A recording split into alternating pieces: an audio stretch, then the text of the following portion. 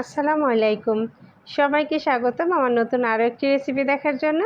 মাছ মাংসের কাবাব তো আপনারা অনেকেই খেয়েছেন, কিন্তু কাঁচকলা দিয়ে যে অসম্ভব মজার একটা কাবাব হতে পারে সেটা হয়তো অনেকেই জানেন না। আর যারা জানেন না তাদের জন্য আমার আজকের এই রেসিপিটা। আমার রেসিপিটা ভালো লাগলে আমার পেজটি ফলো দিয়ে লাইক, কমেন্টস আর শেয়ার করবেন। আজকের কাবাব তৈরি করার জন্য এখানে আমি 2টা কাঁচকলা আর একটা আলু খুব ভালোভাবে সিদ্ধ করে নিয়েছিলাম।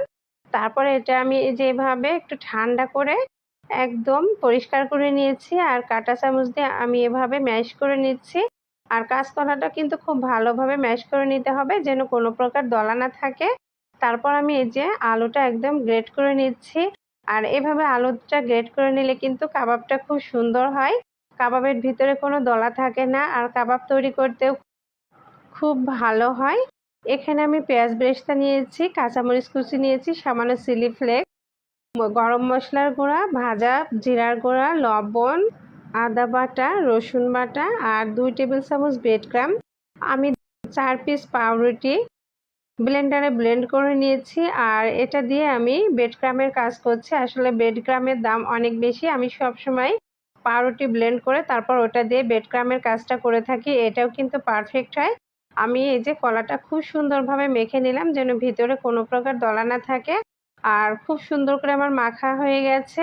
তারপর আমি হাত দিয়ে এভাবে গোল গোল করে নিব। আর একটু গোল করার আগে হাতে এভাবে চেপে নেবেন, তাহলে কাবাবটা ফেটে যাবে না। আর ফেটে গেলে কিন্তু ভাজার সময় কাবাবটা একদম ফেটে যাবে, পারফেক্ট হবে না। এই জন্য এভাবে হাতের ভিতরে করে একটু চেপে চেপে তারপর গোল গোল শেপ দিবেন। আর আমি সবগুলোই কাবাব এভাবে তৈরি করে নিব। এই যে দেখুন খুব সুন্দরভাবে তৈরি করে নিয়েছি। এ পর্যায়ে আমি একটা ডিম নিয়েছি, ডিমের ভিতরে আমি সামান্য পরিমাণ লবণ নিয়ে ডিমটা খুব সুন্দরভাবে ফেটিয়ে নিলাম। আর ডিমটা ফেটানো হয়ে গেছে।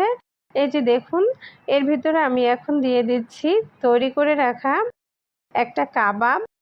আর এভাবে একটা কাবাব দিয়ে ডিমের ভিতরে আমি চুবিয়ে তুলে নিব। আর এটা কিন্তু কাঁটা চামচ দিয়ে করবেন। তারপর আমি এই যে আমার হোমমেড ব্রেড ক্রাম্বের ভিতর দিয়ে একটু গড়িয়ে নিব। এতে করে কিন্তু এই কাবাবটা অনেক বেশি ক্রিস্পি হবে, খাইতেও অনেক মজার হবে, আর দেখতে তো মাশাআল্লাহ অনেক সুন্দর হবে।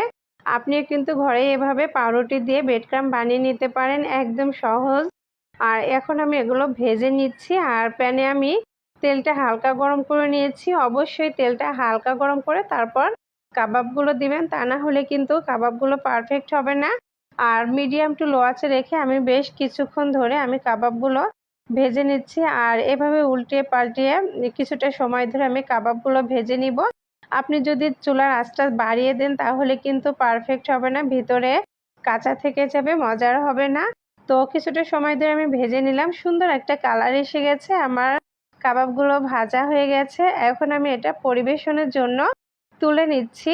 মাংসের কাবাবকেও কিন্তু কাঁচকলার এই কাবাবটা হার মানাবে। এটা এতটাই মজার আর এতটাই টেস্টি, এটা যাকে খাওয়াবেন সেই কিন্তু অনেক বেশি পছন্দ করবে। বিশেষ করে বাচ্চারা যখন সবজি খাইতে চায় না তাদের কিন্তু এইভাবে কাবাব তৈরি করে দিতে পারেন, অনায়াসেই তারা খেয়ে নেবে, কোনো প্রকার বায়না করবে না। আমার রেসিপিটা ভালো লাগলে আমার পেজটি ফলো দিয়ে লাইক, কমেন্ট, শেয়ার করবেন। সবাই ভালো থাকবেন, সুস্থ থাকবেন। আজকের মতো এখানে বিদায় নিচ্ছি। আল্লাহ হাফেজ।